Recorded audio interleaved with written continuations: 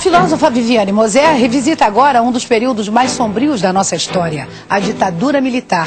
E lança uma pergunta: de que maneira as relações de poder deixam marcas no nosso dia a dia?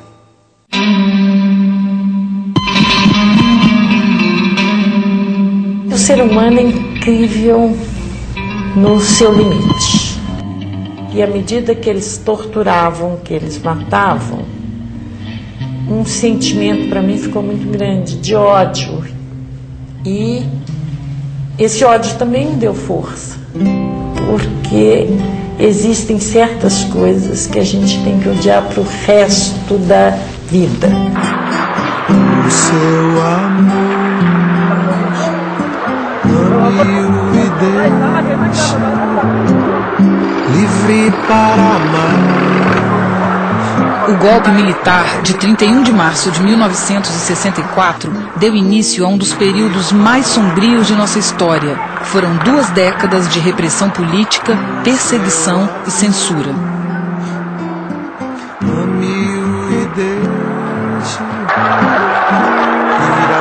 Muitos movimentos de resistência atuaram contra o novo regime.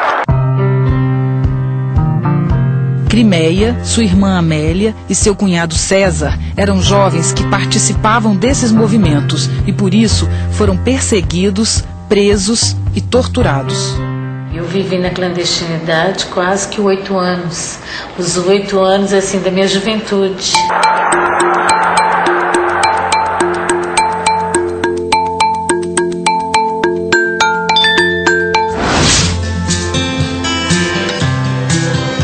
Sabia que nós estávamos sendo vítimas de uma injustiça, que era um poder muito mais forte do que nós que estava fazendo isso. Mas o que é o poder? Poder? Decisão, né? É poder decidir alguma coisa em nome de outras pessoas, acho que é isso. Para o filósofo francês Michel Foucault, o poder não é uma coisa, nem uma propriedade. Ele não está localizado somente no governo ou no Estado. Se utilizarmos a distribuição de energia elétrica como exemplo, não podemos identificar o poder somente com esta estação central, mas principalmente com os fios que chegam a todos os lugares e atingem todas as pessoas. O poder é uma rede de relacionamentos, de relações. Isso quer dizer que em todos os lugares, em todas as classes sociais, há sempre relações de poder, mesmo que não pareça. O poder está em tudo, né? Mas como ele se manifesta? Associamos o poder à punição, ao castigo. Até o fim do século XVIII, era comum o poder ser exercido por meio da força física, da dor. Era o que acontecia no ritual do suplício. Uma cerimônia pública em que um criminoso era torturado até a morte. Mais do que uma reparação moral, o suplício era uma prova de força, a manifestação do poder político do rei. Foi o que aconteceu aqui no Brasil com Tiradentes. O líder da Inconfidência Mineira foi enforcado e esquartejado para servir de exemplo aos que ousassem desafiar a coroa. Com o tempo, o hábito de punir publicamente deixou de ser viável.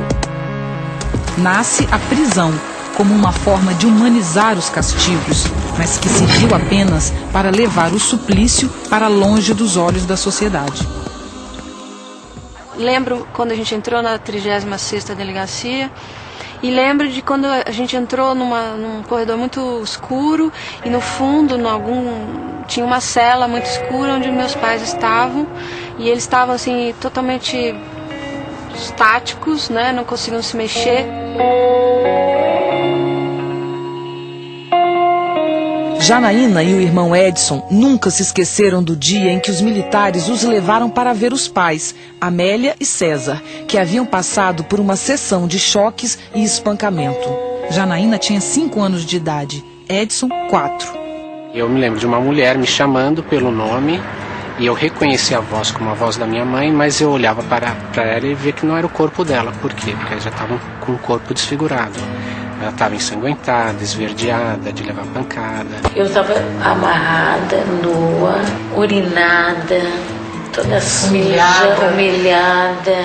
E eles levaram para os meus filhos me verem desse jeito. Para entender a dinâmica do poder, Michel Foucault resolveu estudar as prisões. Porque nas prisões, o poder não se esconde, não se mascara cinicamente. Ao contrário, pode se manifestar em seu estado bruto, em suas formas mais excessivas. Aqui, ele encontra sua inteira justificativa como um poder moral. Em nome do bem e da ordem, é permitido punir. Mas qual o limite do direito legítimo de punir?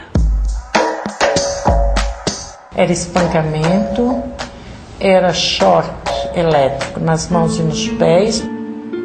Crimeia, presa por envolvimento com a luta armada, mesmo grávida de 8 meses, não foi poupada.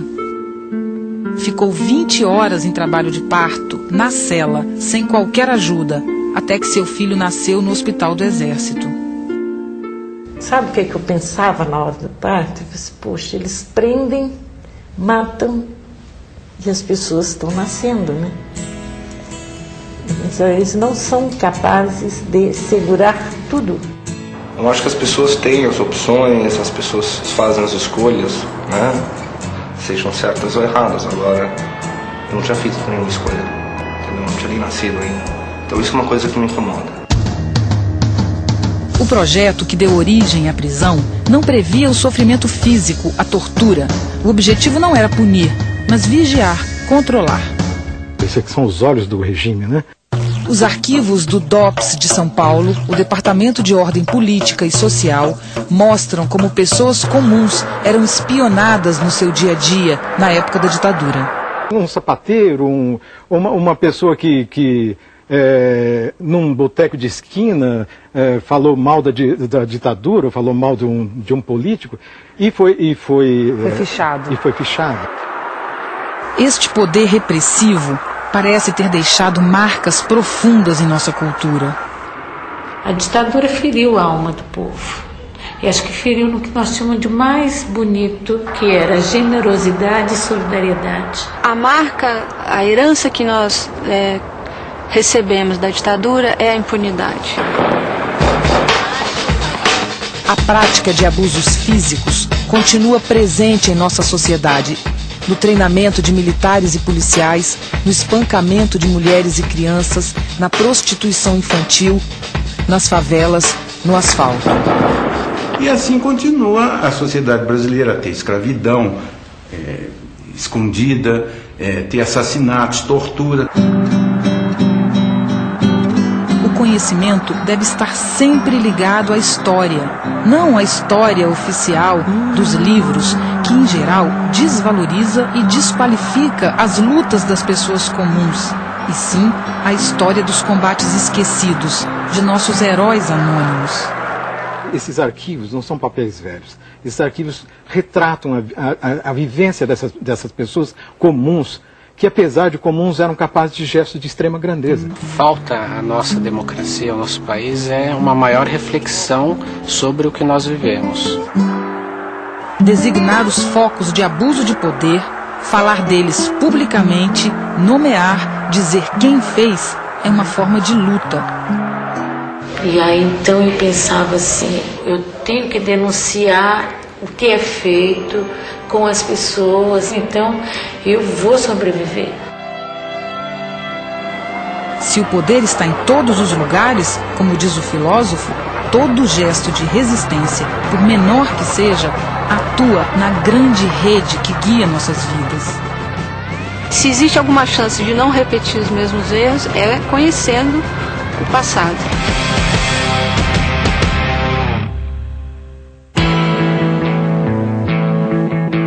O que é mais eficaz? Vigiar ou punir? O que isso tudo tem a ver com Big Brother? A discussão continua domingo que vem para mostrar como a vigilância pode ser um tipo de poder mais forte do que a tortura. Até lá!